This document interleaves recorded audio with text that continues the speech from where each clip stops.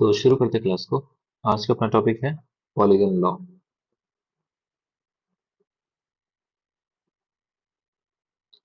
Polygon law, ठीक है। Topic क्या है? Polygon law. सबसे पहले तो इस लॉ की जरूरत क्या पड़ी अगर हमारे पास already triangle law, parallelogram law अगर ऑलरेडी थे, तो पॉलीगन लॉ की जरूरत क्या पड़ी? तो देखो, जब भी हमें दो से ज्यादा वेक्टर को ऐड करना होता है, तब हम पॉलीगन लॉ का यूज करते हैं। To add more than two vectors, इसका यूज क्या है? To add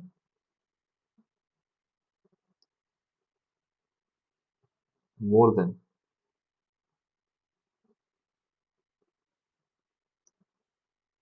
more than two vectors.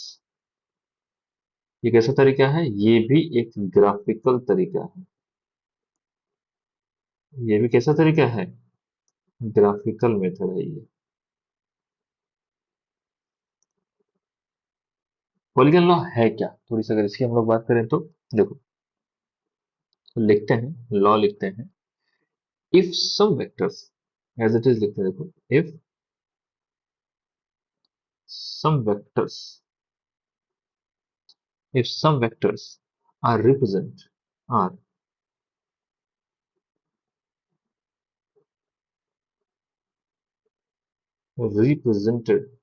if some vectors are represented by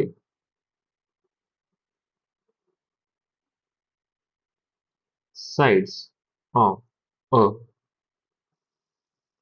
polygon,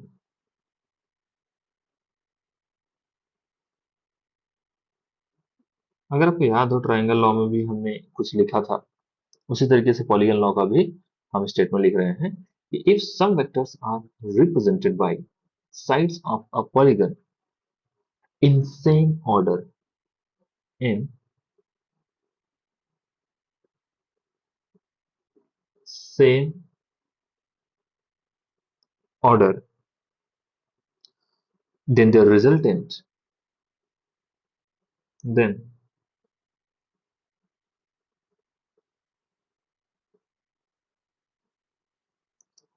the resultant,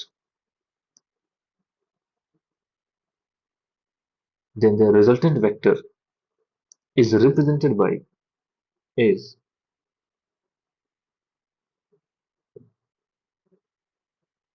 represented by closing side of polygon, by closing side of polygon, of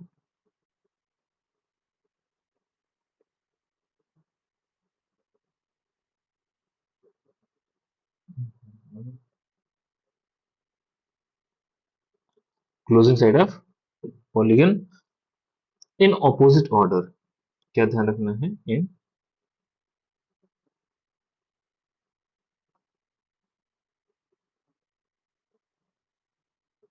in opposite order. जब एक example करेंगे तब ये बात clearly समझ में आ जाएगी।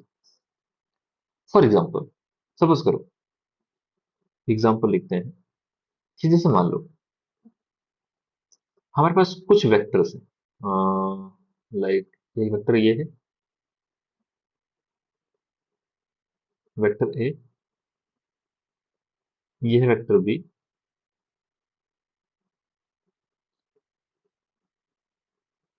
ये है वेक्टर सी, इधर ले लो वेक्टर सी,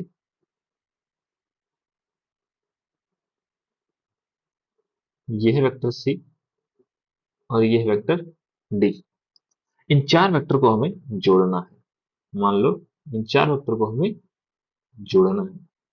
यार अगर दो वेक्टर रहे होते, अगर दो वेक्टर रहे होते, तो हमें पता है कि ट्रायंगल लॉ या पैरेललोग्राम लॉ से हम ग्राफिकली रिजल्टेंट वेक्टर को रिप्रेजेंट कर सकते थे। लेकिन यहाँ पे हमारे पास चार वेक्टर्स हैं, एक, दो, तीन, चार। अगर इन चार वेक्टर को जोड़ना है लॉ क्या कहता है? लॉ कहता है कि if some vectors are represented by sides of a polygon, जितने भी वेक्टर हैं इनको किसी पॉलीगन की साइड्स की तरह रिप्रेजेंट किया जाए, लेकिन ध्यान ये रखना है कि सेम ऑर्डर में। हमें क्या करना है, सारे वेक्टर्स को, सारे के सारे वेक्टर्स को सेम ऑर्डर में, जिस तरीके से हमने ट्रायंगल लॉ में किया था उसी तरीके से पॉलीगन लॉ में भी सारे वेक्टर्स को अगर हम सेम ऑर्डर में बनाएं, इस तरीके से अरेंज करें जैसे ये जो सारे वेक्टर्स हैं, ये चार वेक्टर, ये किसी पॉलीगन के साइड्स हो। ठीक है, तो उन्होंने बोला कि ऐसा करने के बाद जो रिजल्टेंट वेक्टर होगा that will be represented by closing side of a polygon in opposite order। जरा इसका मतलब समझते हैं इसको थोड़ा सा। देखो, कुल मिला के हमें बाय पैरेलल शिफ्टिंग सारे वेक्टर को क्या कर लेना है, एक काम करते हैं कि अपना ये जो एग्जांपल है थोड़ा सा,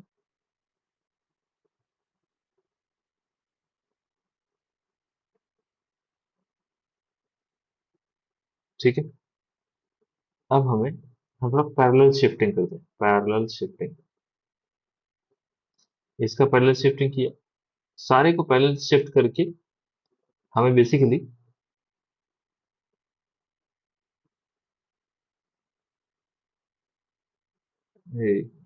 सारे वेक्टर को पैरेलली शिफ्ट करना है। इस वेक्टर को यहां से उठाया, सेम ऑर्डर में एक के बाद लगा दिया। उसके बाद वेक्टर सी को पकड़ेंगे, इसको भी शिफ्ट करा के, मतलब वेक्टर सी यहाँ पे था, यहाँ से उठाया, शिफ्ट करते करते करते करते करते करते सेम ऑर्डर में सजा रहे हैं। इसी तरीके से वेक्टर डी को उठाओ, वेक्टर डी को उठाएंगे, वेक्टर डी यहाँ पर था, यहाँ से उठाया, धीरे धीरे करते करते करते करते करते करते यहाँ पे ला दिया। सारे वेक्टर को हमने अरेंज कर दिया। अब इन्होंने बोला है कि जो हमारा रिजल्टेंट होगा वो क्लोजिंग साइड होगा, लेकिन अपोजिट ऑर्डर में, लेकिन अपोजिट ऑर्डर में। क्या यही अपना रिजल्टेंट है? This is our resultant vector. इसका मतलब जो हमारा रिजल्टेंट है basically A vector plus B vector plus C vector plus D vector के बराबर होगा। तो जब भी हमें दो से अधिक वेक्टर को ऐड करना होगा तो हमारे पास क्या तरीका होगा? Polygon law of vector addition. Polygon law of vector addition. R vector क्या है? Represent resultant of vectors. ठीक है, थोड़ा आगे बढ़ते हैं।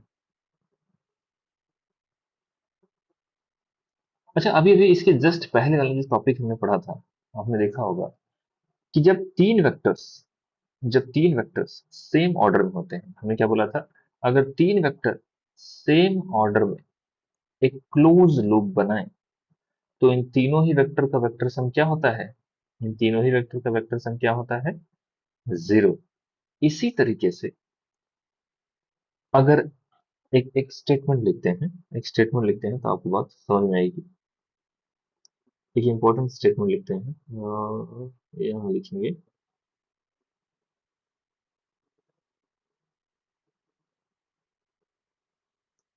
इंपॉर्टेंट क्या है? देखो, if n number of vectors, if n number of if n number of vectors represent if n number of vectors represents if n number of vectors represent sides of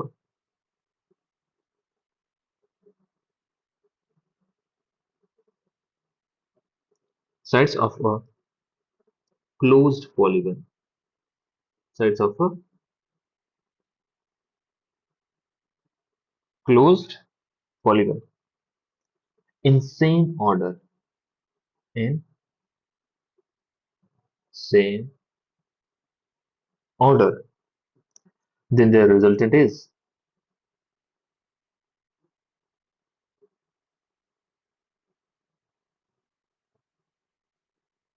then their resultant is 0. For example, मान लो अगर ऐसा होता, एक vector ऐसा है, एक vector ऐसा है, एक वेक्टर ऐसा है,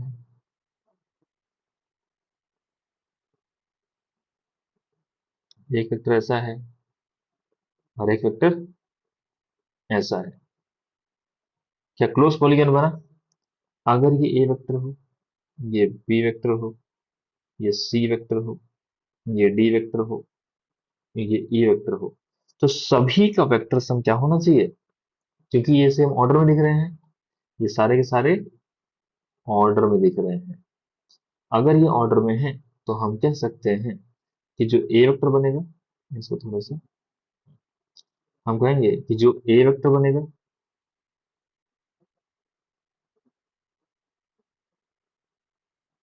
तो हम कहते हैं इसको थोड़ा सा शिफ्ट करते हैं,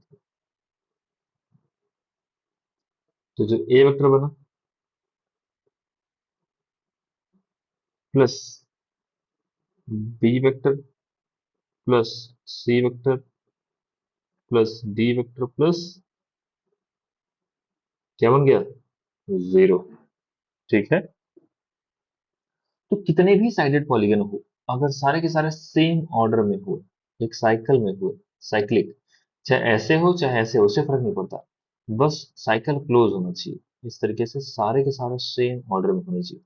अगर सेम ऑर्डर में हुए उन सबका सम 0 ही होगा।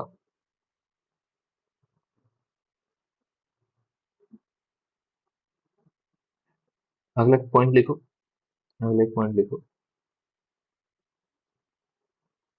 अगला पॉइंट है resultant of three coplanar vectors. ये कुछ पॉइंट्स है जो हम लोग लिख रहे हैं, इसको एक काम करते हैं, थोड़ा सा इधर लिखते हैं ताकि हमें क्लैरिटी मिले कि ये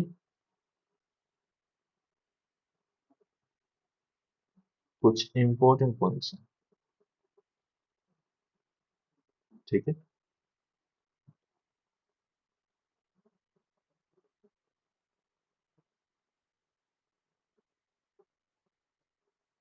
अगला पॉइंट लिखो,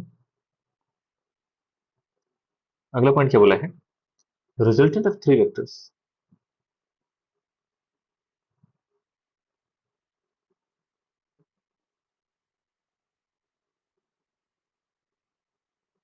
resultant of three coplanar vectors, three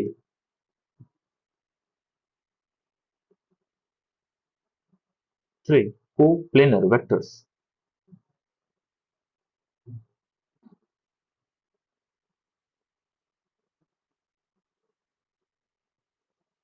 can be zero,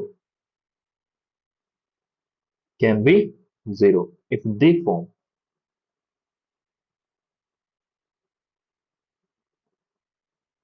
form three sets of triangle, if they form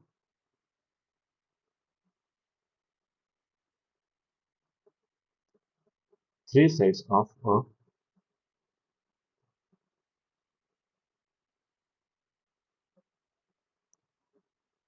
triangle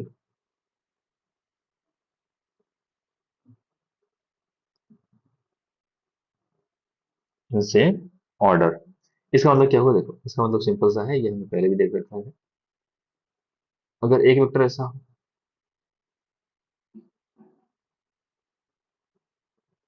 एक वेक्टर ऐसा हो और एक वेक्टर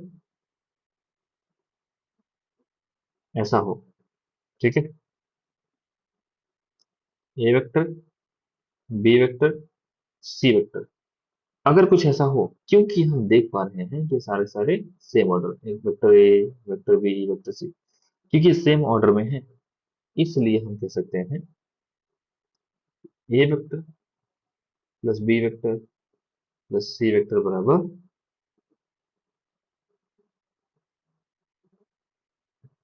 0 होना पड़ेगा। थोड़ा आगे बढ़ते हैं, एक और पॉइंट लिखते हैं, एक और इंपॉर्टेंट पॉइंट लिखते हैं। If n coplanar if n coplanar vectors of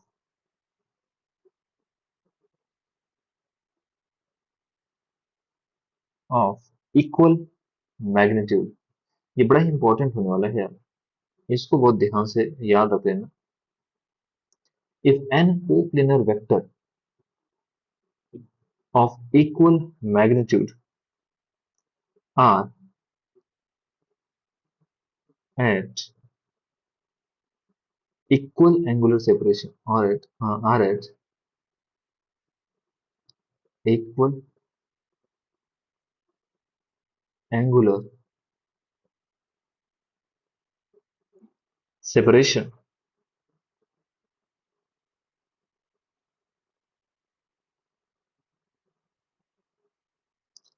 360 divide by n। जब भी ऐसा कभी देखना, क्या कंडीशन है कि मैग्नीट्यूड इक्वल होना चाहिए और एंगुलर सेपरेशन, अगर अगर n कोप्लेनर वेक्टर्स हैं तो 360 को डिवाइड करना n से। उस वक्त क्या बोला है हमने,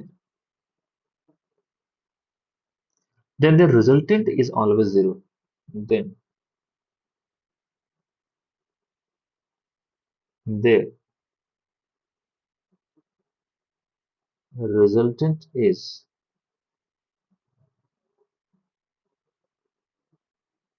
always zero। ये कहना क्या चाहते हैं मैं आपको बता रहा हूँ, देखो बहुत सिंपल सी बात है। आप तो बस मुझे ये बताओ, कुछ एग्जांपल से इस बात को समझते हैं। जरा इमेजिन करके बताओ, एक पॉइंट यहाँ पर है जिसके ऊपर इधर लगा 10 न्यूटन फोर्स और इधर लगा 10 न्यूटन फोर्स।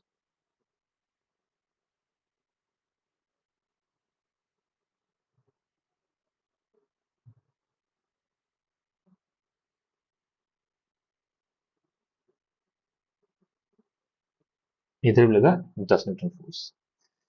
क्या मैं कह सकता हूँ कि इस बॉडी के ऊपर नेट फोर्स एफ नेट क्या होगा, अगर मान लो ये F1 वेक्टर था, ये F2 वेक्टर था, तो मुझे पता है कि F net is net force कितना होगा भाई, 10 इधर से खींचा 10 इधर से खींचा, क्या ये कहीं मूव करेगा क्या, नहीं करेगा। इसका मतलब एफ नेट क्या हुआ, 0। इसका मतलब F1 vector plus F2 vector is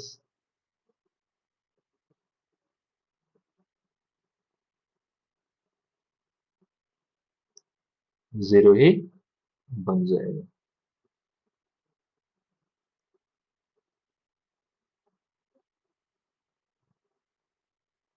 ठीक है, एक और एग्जांपल लेते हैं। मान लो 10-10 के ही 10-10 की, इन्होंने क्या बोला देखो, फॉर्मूला क्या बोला है कि अगर अगर n कोप्लेनर 360 बाई n पर हो, जैसे मान लेते हैं तीन फोर्स लेते हैं अभी के लिए, मान लो तीन फोर्स लेते हैं, कितना फोर्स, थ्री फोर्सेस,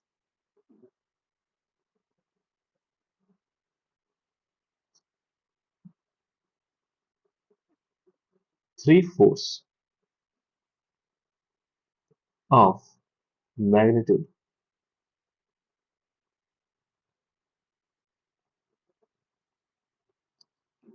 तो कितने एंगुलर सेपरेशन पे इन्होंने बोला है, जैसे मान लो n कोप्लेनर वेक्टर लिए, तो 360 बाई n पर अगर रहेगा, सारे अगर 360 बाई n एंगल पर रहेंगे तो रिजल्टेंट जीरो आता है।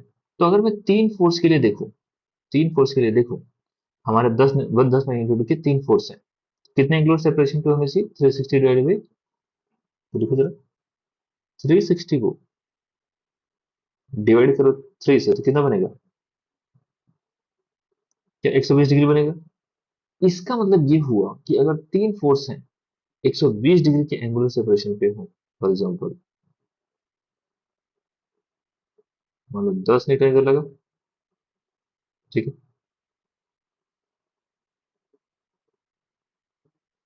10 न्यूटन इधर लगा,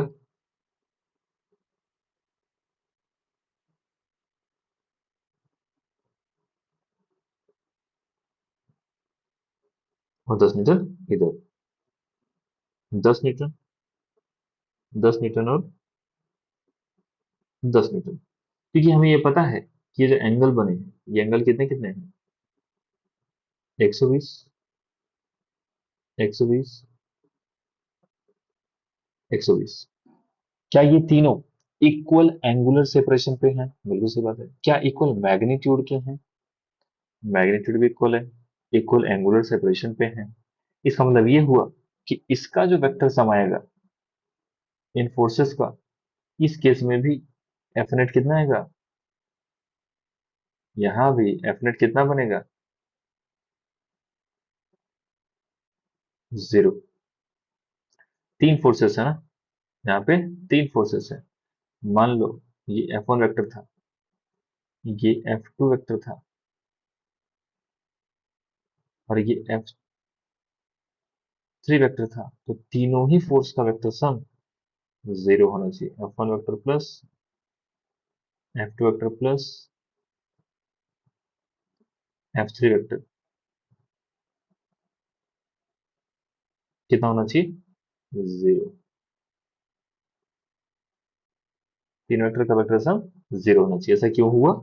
ऐसा इसलिए हुआ क्योंकि जो नोट हमारा था वो क्या कहता था कि भाई अगर एन कोप्लेनर वेक्टर हो और वो 360 बाई एन पर हो और उनका मैग्नीट्यूड अगर इक्वल हो, तो उनका रिजल्टेंट कितना बनता है, जीरो। हमने देखा, हमने तीन फोर्स लिए 10-10 न्यूटन के, मतलब इक्वल मैग्नीट्यूड के तीन फोर्सेस लिए।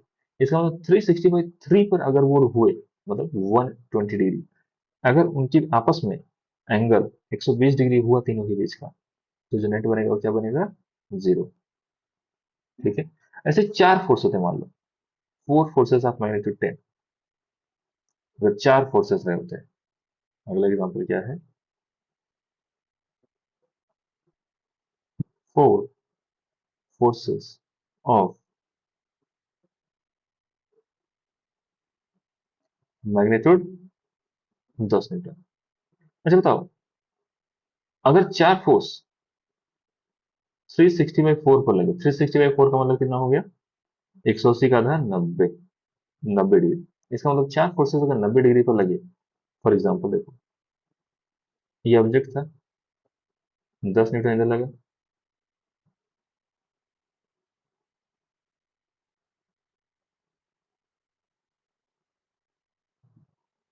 10 न्यूटन इधर, 10 न्यूटन इधर।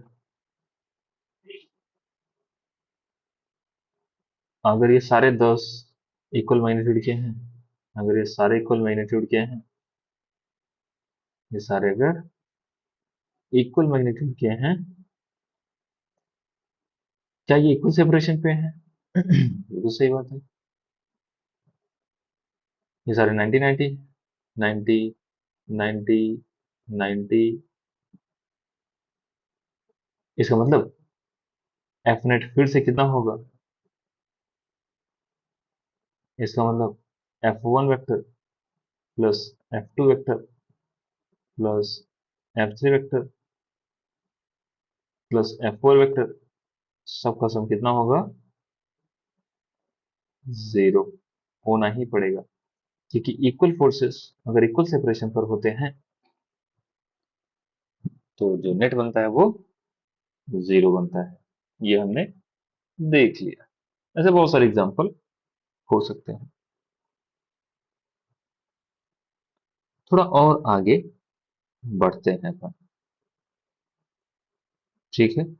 कुछ क्वेश्चन कर लिया जाए। एक दो क्वेश्चन करते हैं, जरा ये क्वेश्चन करना,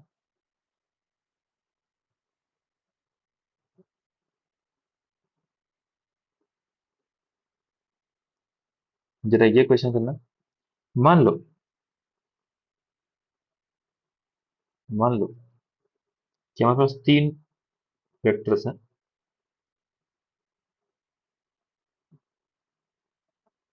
हम्म,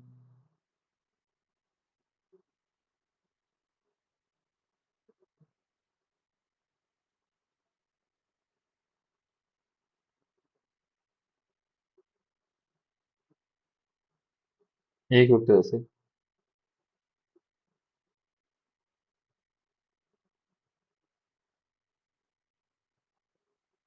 एक वेक्टर ऐसा है,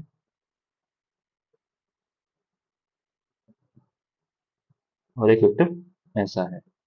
ये है vector A, vector B, vector C. ठीक है, ये है पी, ये है क्यू पॉइंट, ये है आर पॉइंट। इन्होंने दिया है if P Q vector is equal to QR vector, then find resultant between, sorry, find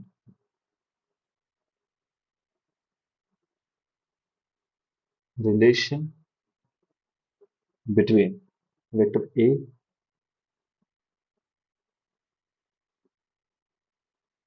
vector B and vector C। इन तीनों वेक्टर में हमें रिलेशन चाहिए। गिवन क्या है कि पी की वेक्टर बराबर क्यू आर वेक्टर। जरा मुझे एक बात बताओ, क्या आपको याद है कि अगर दो वेक्टर इक्वल हैं तो उनका मैग्नीट्यूड भी बराबर होता है, उनका डायरेक्शन भी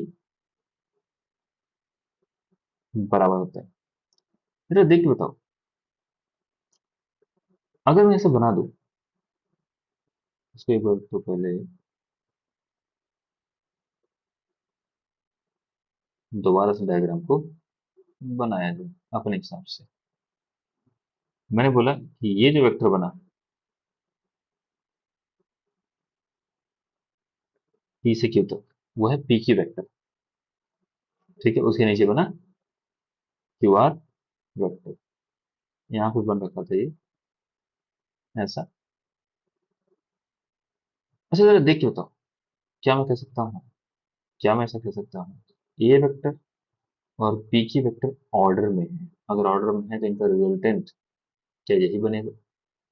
भाई दिस प्लस दिस ऑर्डर में है तो रिजल्टेंट यूजिंग ट्रायंगल लॉ यही बनेगा। इसका मतलब क्या मैं ऐसा कह सकता हूँ, क्या मैं ऐसा कह सकता हूँ कि A vector plus P Q vector is equal to B vector.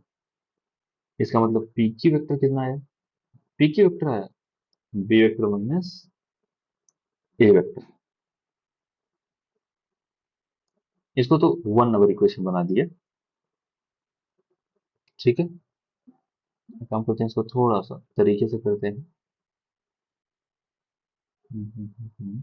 इसको इधर शिफ्ट कर देते हैं थोड़ा सा।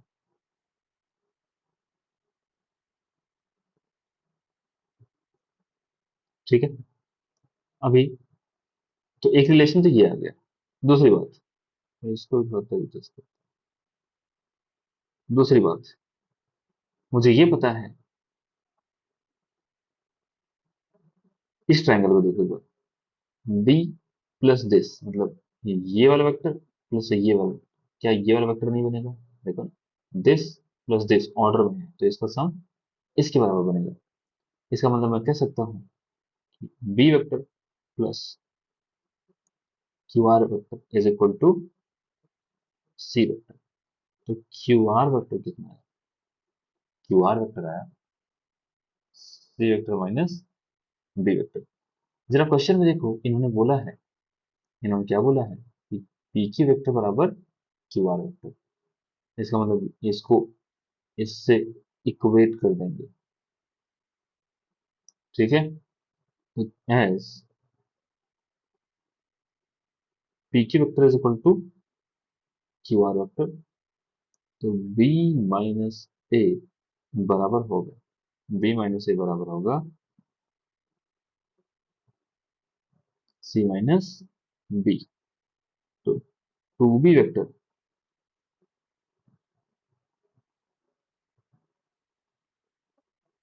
क्या बनेगा, A vector plus C vector. Two vector क्या बना, A vector plus C vector. इस तरीके से कुछ हमारा आंसर आ जाता है निकल के। एक और क्वेश्चन करते हैं सिंपल सा, एक और क्वेश्चन करते हैं बहुत ही सिंपल सा, एग्जांपल नंबर 2।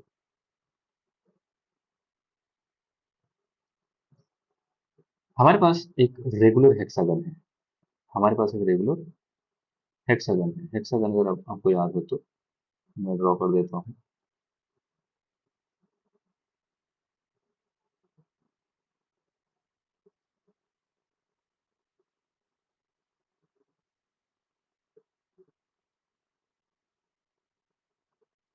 एक रेगुलर हेक्सागन है।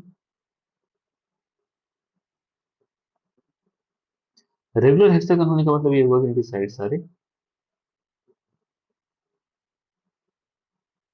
हो सकता है दिख ना रहा हो लेकिन हमें मान के चलना है। मान लेते हैं ये रहा ए, बी, सी, डी, ई, एफ। ठीक है, मान लेते हैं ये एक वेक्टर है, ये दूसरा वेक्टर है, ये तीसरा वेक्टर है, ये चौथा वेक्टर है, पांचवा वेक्टर है, ये सिक्स वेक्टर है। क्वेश्चन ये है, for given regular hexagon, hexagon of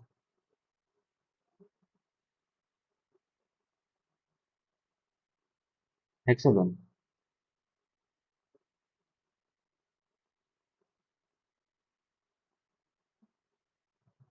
क्या बता रहे हैं, हेक्सागन। ठीक है, hexagon is a regular, for given regular hexagon of side A, इसका मान लेते हैं सेंटर कहीं ऊपर है, A with side A, side length कितना है A, with with center,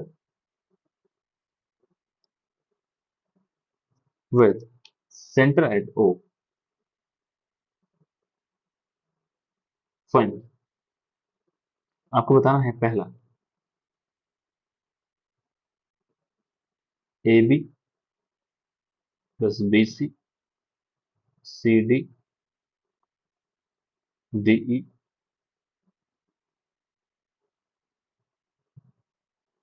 E F, F A बराबर कितना होगा।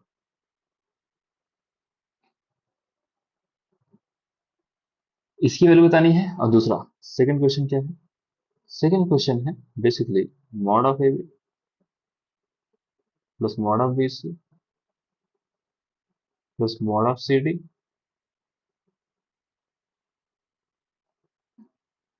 पहले में तो इसका मॉड पूछा है, दूसरे में mod of C D, C D mod of D E plus mod of E F, इसके बारे में पूछा है। यार जरा सोच के बताओ, हमने अभी अभी कुछ टाइम पहले पढ़ा था कि अगर कुछ वेक्टर्स सेम ऑर्डर में हो, अगर कुछ वेक्टर सेम ऑर्डर में हो तो उन सब का वेक्टर सम सेम ऑर्डर में हो और एक क्लोज पॉलीगन बना रहे हो। कुछ वेक्टर्स सेम ऑर्डर में हो और क्लोज पॉलीगन बना रहे हो, उन सब का वेक्टर सम क्या होता है, जीरो। ये तो जीरो ही है और जीरो का मैग्नीट्यूड जीरो ही बन जाएगा। क्या ये बात चमक रहा है। सॉल्यूशन पहला वाला क्या बन जाएगा, हमें पता है क्योंकि A B plus B C plus C D plus D E plus E F plus F A vector ही जीरो है, तो ऐसे में mod of A B plus mod of B C plus mod of C D, इन सब का जो सम बनेगा, हाँ मैग्नीट्यूड बनेगा डी ई ई एफ, इन सब का मॉड क्या हो जाएगा, क्या हो जाएगा, जीरो। अच्छा जरा एक बात बताओ, ये ए बी का मॉड रिप्रेजेंट कर रहा क्या कर रहा है, लेंथ ऑफ वन साइड। ये क्या बता रहा है, length of this vector. C D क्या बता रहा है, ये टर्म क्या बता रहा है, ये टर्म बता रहा है इसकी लंबाई को। ये टर्म क्या बता रहा है, डीई की लंबाई को। ये टर्म क्या बता रहा है, एफ की लंबाई को। हमने किसके से, A B B C C D D E, एक दो तीन चार पांच, सिर्फ पांच साइड का सम पूछा है। एक काम करते हैं, कंप्लीटनेस के लिए इसको हम पूरा ही लिख लेते हैं, एफ प्लस एफ ए बराबर पूछा है। तो कितने साइड्स हो गए टोटल, टोटल कितने साइड, एक दो तीन चार पांच छह, तो सिक्स साइड। तो क्या मैं सेकेंड को सीधे लिख सकता हूँ क्या,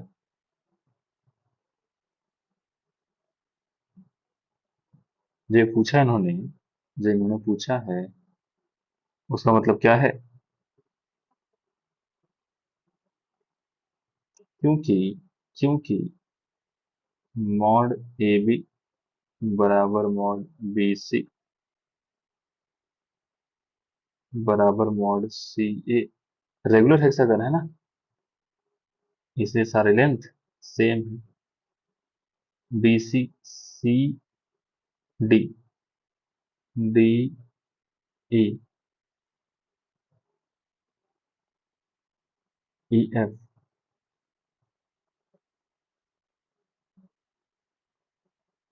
सारे ए के बराबर हैं। सो अपना जो टोटल आंसर है इसका, ये जो कंप्लीट आया है, ये कंप्लीट।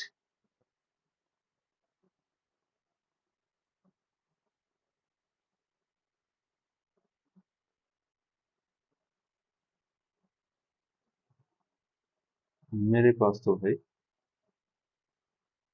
ऑप्शन है कि मैं क्या करूं, बस कॉपी पेस्ट,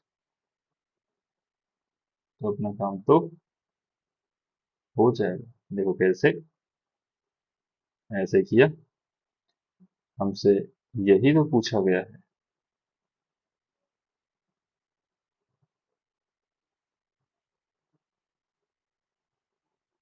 तो हम यहाँ पे लगा देंगे प्लस प्लस प्लस प्लस,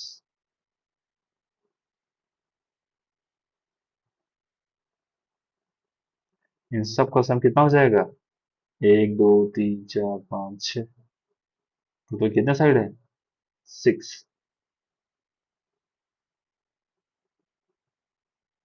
तो सिक्स टाइम्स ये हो जाएगा अपना आंसर। इसमें ऐसा कुछ समझने का खास तो नहीं ही था। अब हम शुरू करते हैं सब्ट्रैक्शन ऑफ वेक्टर। अभी तक हमने वेक्टर एडिशन की बात किया है, अभी तक हमने जो वेक्टर अलजेब्रा शुरू किया था उसमें सिर्फ और सिर्फ वेक्टर एडिशन पढ़ा है। अब हम करें सब्ट्रैक्शन ऑफ टू वेक्टर्स। तो टॉपिक क्या है, सब्ट्रैक्शन ऑफ टू वेक्टर्स, दो वेक्टर का सब्ट्रैक्शन। ठीक है, देखो वैसे अगर मैं सच बताऊं तो वेक्टर सब्ट्रैक्शन जैसा कुछ होता ही नहीं है, ये सिर्फ और सिर्फ वेक्टर एडिशन ही है। देखो कैसे लिखेंगे तो बात समझ आ जाएगी। क्या बोला इन्होंने, let let vector A and vector B are two vectors then हमसे पूछा है vector A minus vector B किसके बराबर होगा। क्या पूछा है इन्होंने कि अगर ए वेक्टर बी वेक्टर दो वेक्टर्स हैं गिवन है तो vector A minus vector B कैसा होगा। क्या मैं कह सकता हूँ ये बेसिकली यही पूछ रहे हैं क्या। पहले एक बार वेक्टर ड्रॉ करते हैं। देखो मान लेते हैं एक वेक्टर ऐसा गिवन है और एक वेक्टर कुछ ऐसा गिवन है। ये था वेक्टर ए, ये है वेक्टर बी। इन्होंने हमसे पूछा है कि ए माइनस बी कैसा दिखेगा। ए माइनस बी कैसा दिखेगा। ये जरा एक बार बताओ ना मुझे। क्या मैं ऐसा कह सकता हूँ ये जो ए माइनस बी है, ये जो vector A minus vector B है, क्या मैं इसको ऐसा लिख सकता हूँ क्या वेक्टर ए प्लस माइनस का वेक्टर बी। ये क्या कहना चाहता है ये कहना चाहता है कि आपको वेक्टर ए को माइनस बी वेक्टर में ऐड करना है। क्या करना है वेक्टर ए को माइनस बी वेक्टर से ऐड करना है। जरा एक बात बताओ, अगर बी वेक्टर इधर है तो माइनस बी वेक्टर क्या इधर होगा। अगर बी वेक्टर इधर है तो माइनस बी वेक्टर इधर ही तो होगा। एंटी पैरेलल वाले जो हमने अपोजिट वेक्टर जो हमने पढ़े थे। तो जरा एक काम करते हैं, जिसको पहले अपन थोड़ा तरीके से अरेंज करते हैं। देखो ये हमारा क्वेश्चन। हमने क्या किया, हमने क्या किया, हमने इन दोनों वेक्टर को कुछ इस तरीके से सजा के रख लिया। पैरेललोग्राम लॉ कहता है कि अगर दो वेक्टर को जोड़ना है तो उनके टेल को टेल से मिला दो। लेकिन क्या क्या मुझे ए वेक्टर और प्लस बी वेक्टर करना है क्या। नहीं, मुझे A vector plus minus B vector करना है। अच्छा जरा बताओ, मुझे बताओ कि अगर एक काम करते हैं इसको डॉटेड से बना देते हैं ताकि हमें कंफ्यूजन हो ही। तो क्या मैं कह सकता हूँ कि माइनस का बी वेक्टर इधर बनेगा।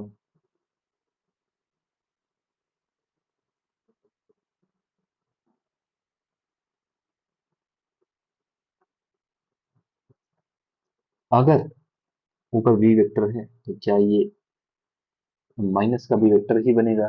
बिल्कुल सही बात है।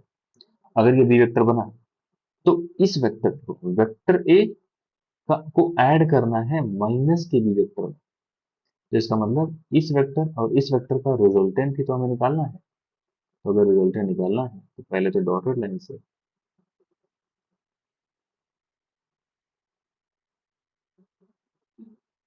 पहले डॉटेड लाइन से हमें पैरेललोग्राम बनाना है। हमें क्या बनाना है parallelogram.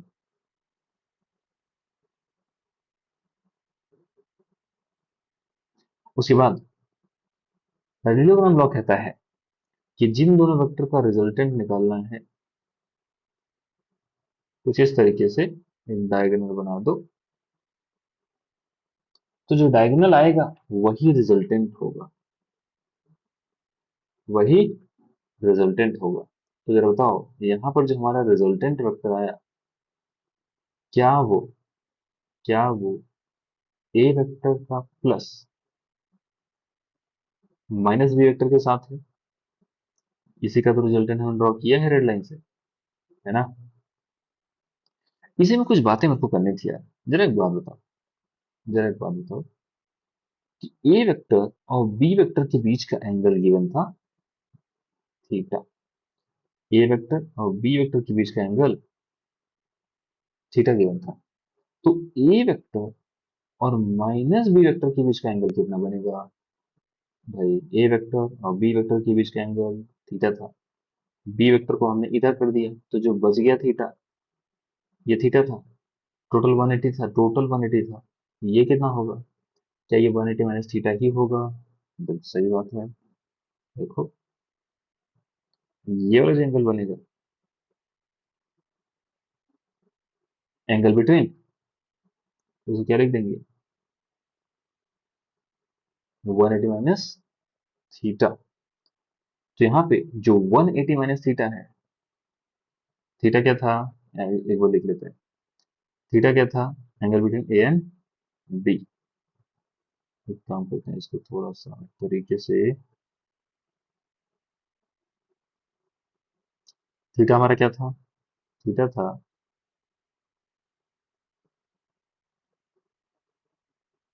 Angle between vector A and vector B. तो 180 माइनस थीटा क्या है, 180 माइनस थीटा क्या है, 180 minus theta,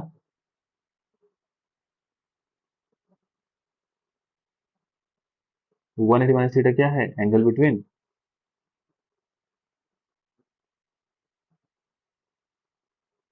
vector A and minus vector B. इसके बीच एंगल कितना है, 180 माइनस थीटा। अच्छा जरा बताओ, थोड़ा सा इसको और नीचे कर लेते हैं। वेक्टर ए का जो मैग्नीट्यूड था, वेक्टर ए का जो मैग्नीट्यूड था, वो हमें मान लेते हैं गिवन है। वेक्टर ए का मैग्नीट्यूड मान लेते हैं गिवन है ए। वेक्टर बी का मैग्नीट्यूड मान लेते हैं गिवन है B. Theta angle between A and B था, 180 minus theta angle between A and minus B है। तो मैं आपसे पूछना चाहता हूं कि जरा याद करो, जरा याद करो, थोड़ा इसको डिवाइड करके ऐसे लिखते हैं ताकि आपको समझ में आए।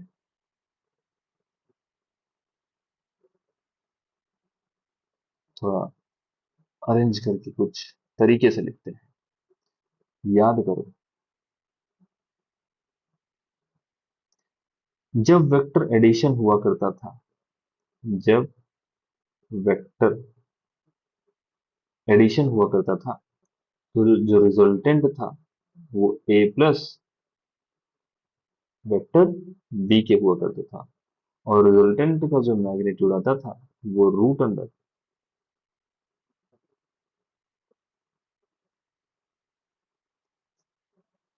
इसको मैं ऐसे भी लिख सकता था, थोड़ा सा इसको नीचे लिखता हूँ, इसको मैं ऐसे लिख सकता था कि रिजल्टेंट वेक्टर का जो मैग्नीट्यूड है, वही क्या हो जाएगा, magnitude of A vector plus B vector. तो रिजल्टेंट वेक्टर का जो मैग्नीट्यूड हुआ करता था पहले, हमने देखा था A square plus B square plus 2ab cos theta. अब जहां तक बात है वेक्टर सब्ट्रैक्शन की, इसको थोड़ा सा और नीचे करते हैं।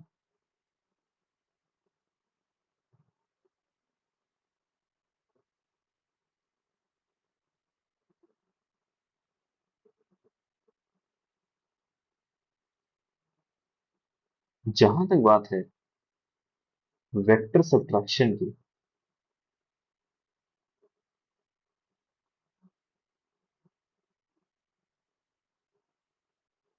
वेक्टर सब्ट्रैक्शन, तो रिजल्टेंट वेक्टर जो आया था अपना, ऊपर देखो क्या आया था, ए माइनस बी,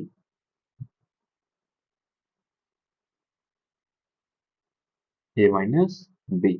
तो मॉड ऑफ रिजल्टेंट वेक्टर बराबर mod of A minus B. तो जो हमारा रिजल्टेंट अब बनेगा, क्या वो simply mod of A vector का square plus mod of minus B vector का square plus 2 mod A mod B cos of 180 minus cos of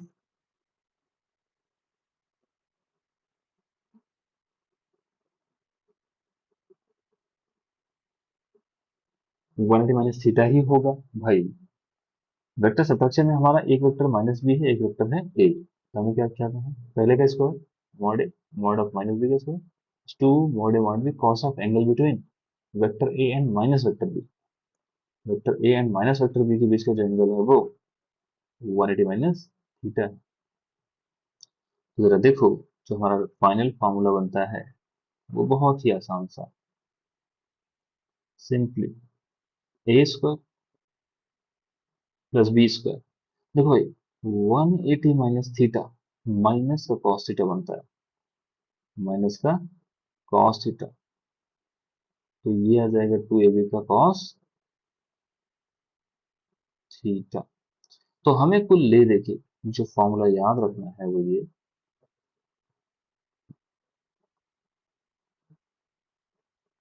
कि अगर अगर वेक्टर एडिशन के केस में रिजल्टेंट निकालना होगा तो हम इसको पकड़ेंगे।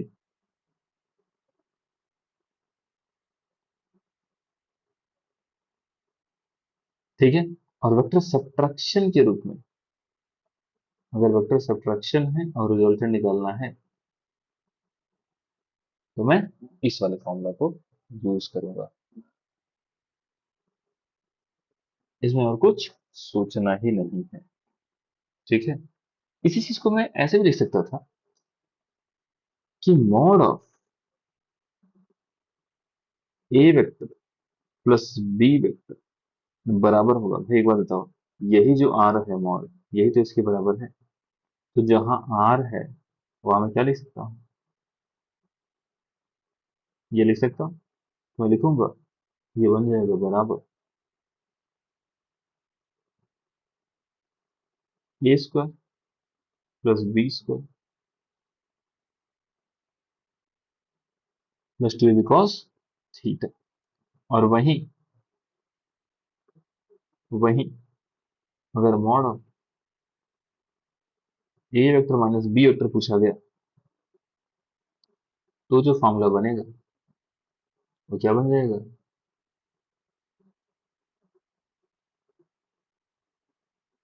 ए square plus B square minus 2ab cos 2ab cos theta.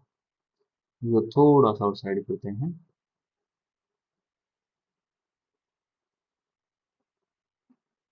ये किसका फॉर्मूला निकल के आया,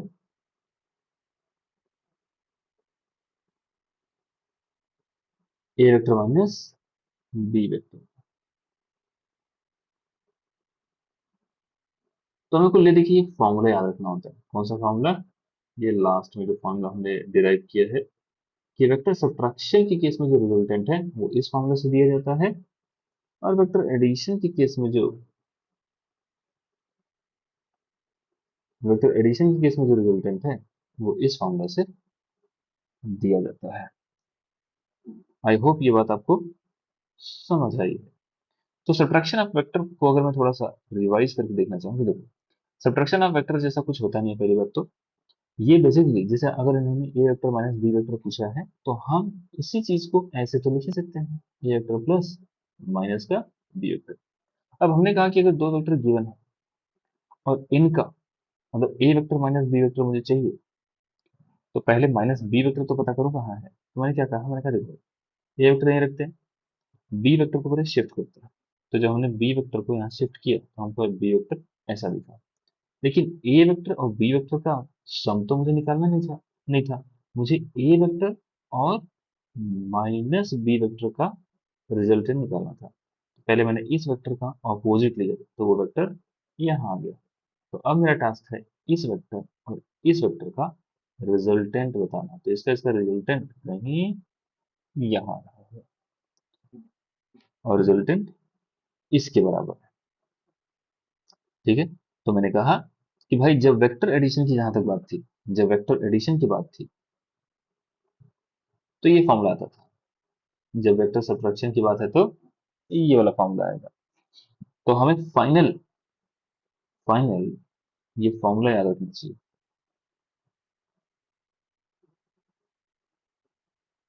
एट द एंड हमें ये फॉर्मूला याद रखना चाहिए बस। इसी से अपना काम होने वाला है। ठीक है। कुछ क्वेश्चन करेंगे तो बात आपको सारी क्लियर हो जाएगी। अच्छा, एंगल को भी निकाला जा सकता है, ऐसी कोई बड़ी बात नहीं है। जरा याद करो, एडिशन के केस में एंगल भी लेके ही लेते हैं वैसे। हम्म,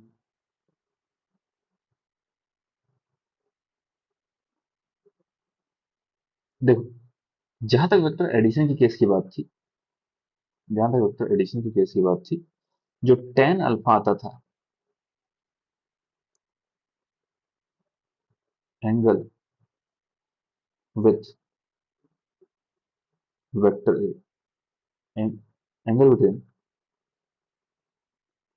angle between resultant vector and A vector alpha था। तो टेन अल्फा क्या निकल कर आता था, याद करो, हम क्या बोलते थे, हम बोलते थे बी साइन थीटा अपॉन ए प्लस बी कॉस थीटा।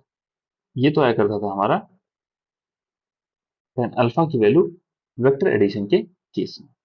अगर बात करूं वेक्टर सब्ट्रैक्शन के केस में, तो angle between R vector and A vector, इसको भी हम अल्फा ही लेंगे, लेकिन यहां पे जो हमारा टेन अल्फा आएगा वो क्या बनेगा, देखो, B sine, angle between A and minus B कितना है, 180 माइनस थीटा, और यहां बन जाएगा A plus B cos 180 minus theta. ठीक है, तो यहां से जो अपना टेन अल्फा आएगा, देखो, 180 माइनस थीटा सेकेंड क्वाड्रेंट में लाई करता है, 180 माइनस थीटा सेकेंड क्वाड्रेंट में लाई करता है। इसका मतलब साइन थीटा कैसा होगा, नेगेटिव, सॉरी, साइन थीटा कैसा होगा, पॉजिटिव। और sine 180 minus theta sine theta ही बन जाता है, क्योंकि 180 की करस्पॉन्डिंग चेंज नहीं होता। इसका मतलब ये बेसिकली क्या बन जाएगा, बी साइन थीटा अपॉन ए। अब देखो, 180 माइनस थीटा का मतलब सेकंड क्वाड्रेंट, और सेकंड में कॉस नेगेटिव होता है, तो कॉस 180 माइनस थीटा का मतलब माइनस का कॉस थीटा। तो क्या बन जाएगा, माइनस का बी कॉस। तो अगर आपने थोड़ा सा नोटिस किया हो, अगर आपने थोड़ा सा नोटिस किया हो,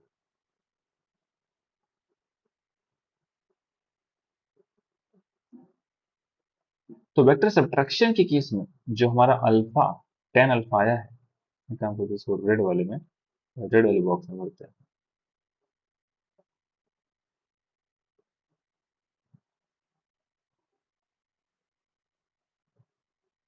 इसको भी रेड बॉक्स में। कि भाई वेक्टर एडिशन के केस में तो फॉर्मूला हमें याद था, वेक्टर सब्ट्रैक्शन के केस में बस नीचे थोड़ा सा चेंज आ जाएगा, यहाँ प्लस हुआ करता था, यहाँ माइनस हो जाएगा, बाकी सब कुछ सेम ही रहेगा। तो ये फॉर्मूला आपके लिए बड़ा इंपॉर्टेंट है, सबको याद होना चाहिए। जरा एक क्वेश्चन कर लेते हैं, जरा एक क्वेश्चन कर लेते हैं, इसमें हमारे पास प्रिसीजन इरेजर,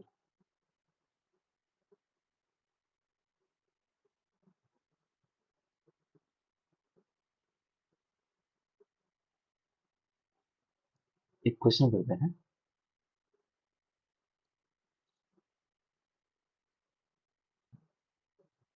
एग्जाम्पल नंबर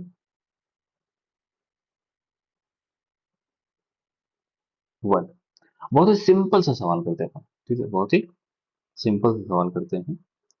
इन्होंने क्या बोला है, angle between two vectors, angle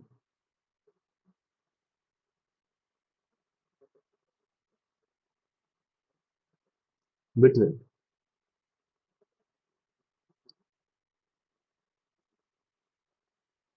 angle between two vectors, ये क्या है, vectors, vector A and vector B, having having magnitude, having magnitude 5 Newton and 10 Newton is 37 degree. Then find out mod of vector A minus vector B। ये हमसे पूछा गया है। जरा याद करो, जरा याद करो। वेक्टर सब्ट्रैक्शन के केस में वेक्टर आर बराबर होता था vector A minus vector B.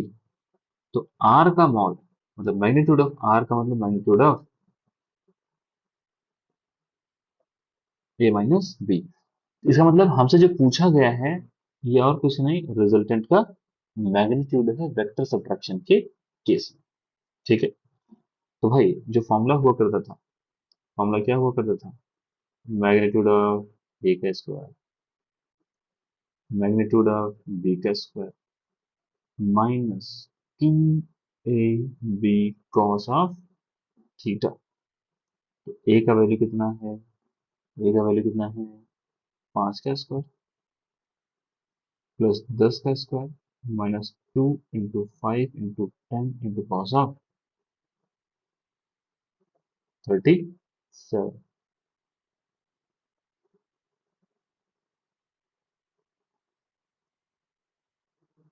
तो क्या बन जाएगा 25 प्लस 100 माइनस 5 × 10 100 × cos 37 छोटा एंगल मतलब 4/5।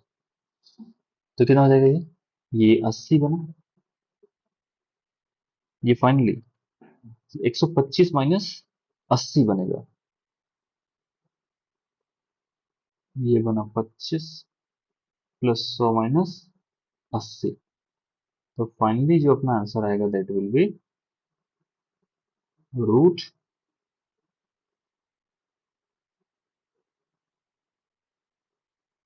जो रिजल्टेंट है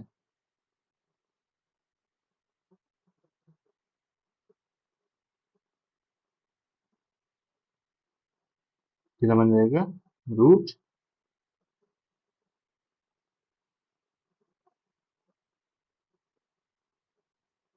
145, सॉरी रूट 45 न्यूटन। कुछ और भी क्वेश्चंस हैं जो हम अगली क्लास में करेंगे। आज के लिए बस इतना ही। ठीक है।